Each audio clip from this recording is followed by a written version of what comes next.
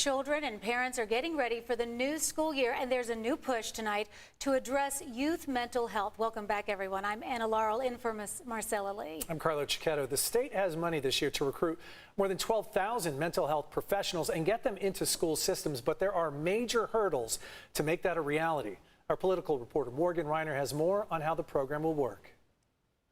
Any college or grad student who wants to be a school counselor, psychologist, or social worker can get up to $20,000. They just have to commit 4 years to working in a public school district with a certain percentage of low-income families. Like the rest of the nation, California is facing a youth mental health crisis. Since the pandemic, the suicide rate has increased across the state by about 20%.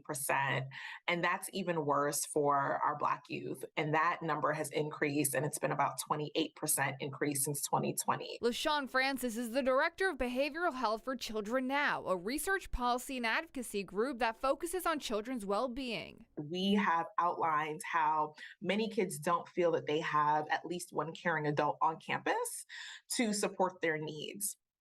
So that's something that is very alarming to us. It's something Superintendent Tony Thurmond is trying to address. He worked with Senator Mike McGuire to author a bill to incentivize students to work in public schools. Student, after they get out of college, would have to dedicate at least 4 years to a school district or to a nonprofit that serves the school district to be able to see their student debt erased by the state of California. A bill he no longer has to worry about because the idea was already added into the state budget. So this is an incredibly targeted program, getting counselors to where they're needed most in low-income communities. UC San Francisco professor of health policy Janet Kaufman applauds the initiative, but worries there are a few barriers in the way. In order to achieve the goal, we need to be able to expand the capacity of the Cal State University system and other social work programs to expand.